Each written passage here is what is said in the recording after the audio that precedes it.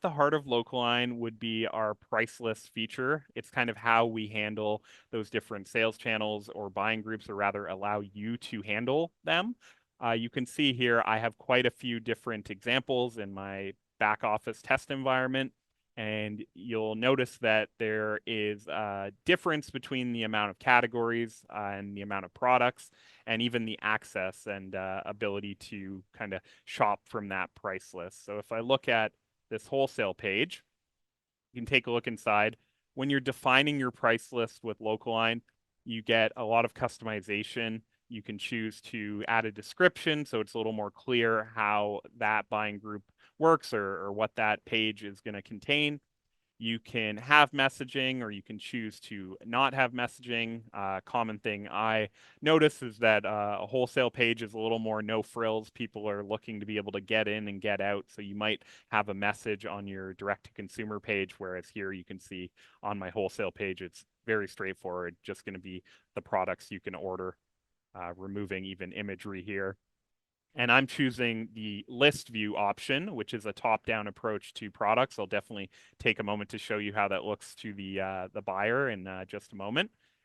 And then with payment options, payment that you handle on a wholesale level might be different than payment you handle, again, direct to consumer. You might offer check or invoicing options for your wholesale customers, whereas you might not want to be following up with your average everyday consumer for a check for a $50 order.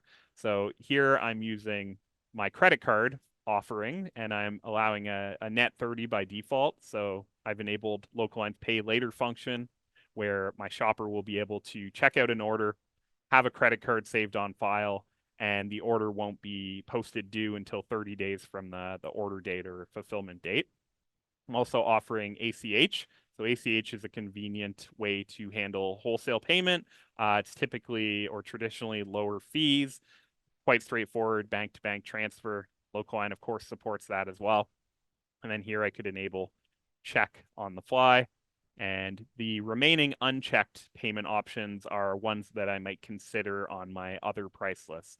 Seeing as the webinar is breaking into wholesale, I would imagine some folks here are maybe selling direct to consumer, so you might appreciate that you have that flexibility to kind of transition and have different unique terms per buying group. Similarly with fulfillment, I might have shared or overlapping fulfillment for my consumer purchasers that are also contained within my wholesale page. So I have quite a lot of delivery and pickup plans here. And I would say it's important to note too that delivery plans can be done in an overlaid fashion. So I could have outliers in certain postal or zip codes. I could have a radius.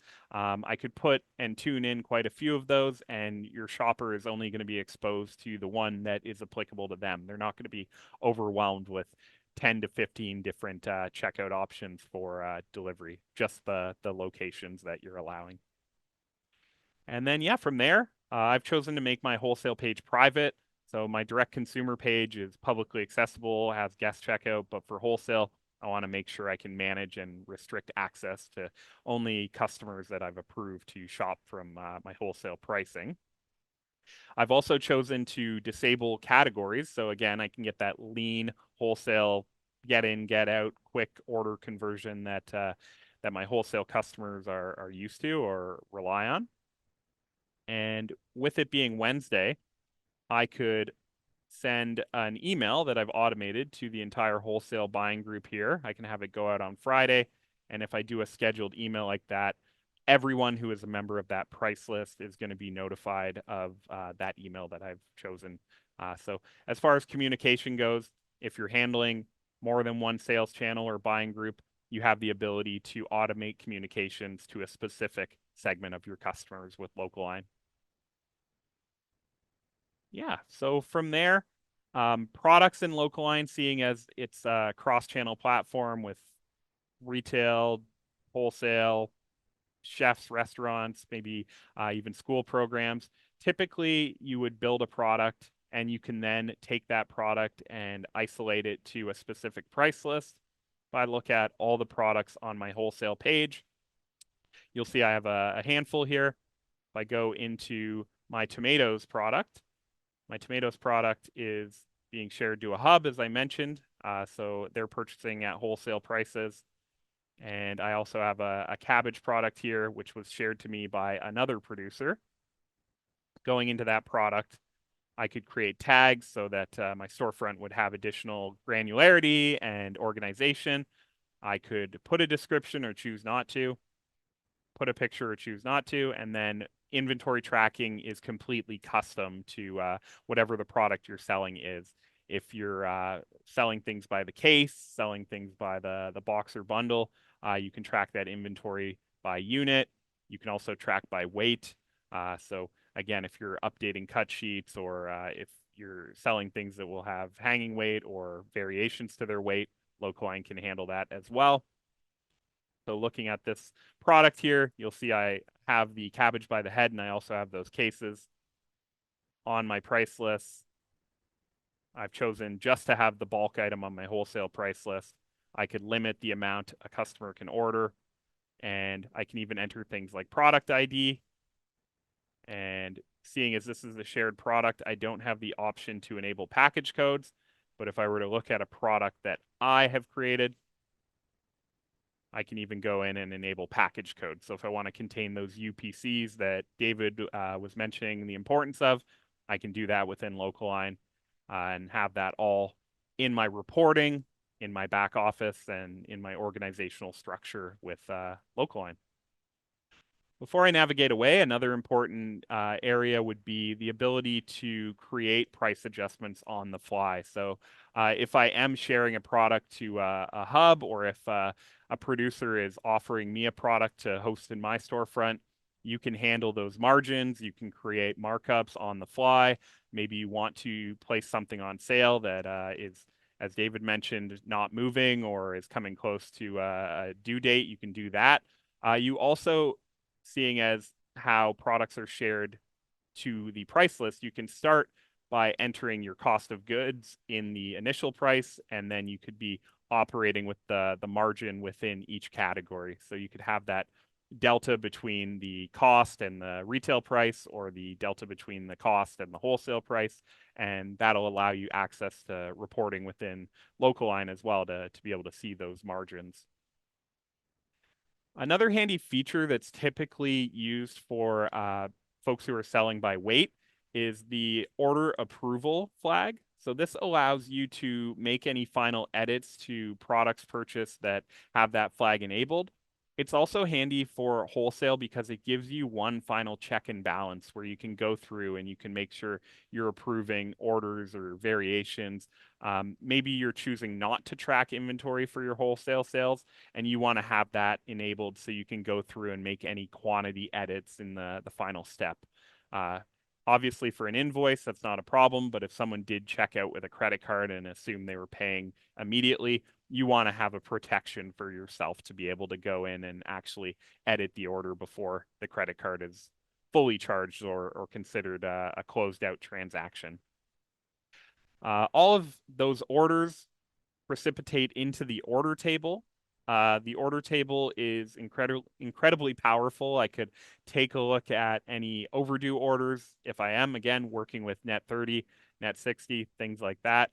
So I can stay on top of those communications. I can follow up with those customers.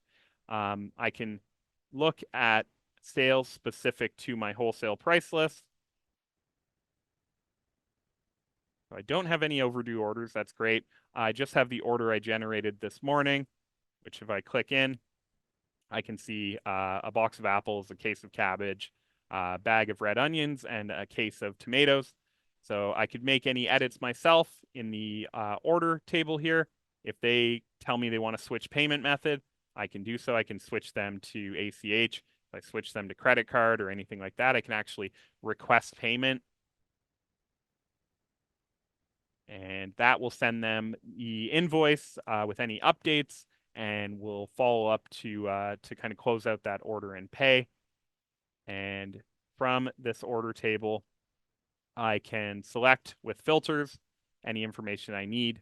I can generate labels dynamically if I'm using inkjet Avery labels or thermal Dymo labels. I can quickly create packing labels to put on those wholesale orders, or I can use it as a workflow tool to export different day-to-day workflows I may need, like pack lists, pick lists, financial reports. If I am selling an aggregate, sorry, any margin reports or payout reports, all the way through to different levels of detail for cut sheets, pack lists, things of that nature. Yeah, so from the customer side, you'll see here I have a cart that I've created with those products. So it has my fulfillment that I've selected. The customer can change their mind and make edits, and you'll see the different options that you've programmed into Localine and any dates that you've assigned, any lead time. So if you need a couple days notice and you do deliveries on, let's say, Tuesdays and Thursdays, with it being now Wednesday, I would be bumped to Tuesday in that scenario. Localine can handle those different scheduling necessities for your fulfillment options as well. And then with delivery, I can see here based on my address, that delivery plan that I'm eligible for, any additional details that I've defined, and I can go and I can select from the available delivery dates. If the customer navigates away, they're going to still have these products in their cart. You can trigger things like abandoned cart emails to remind them that they left products in their cart.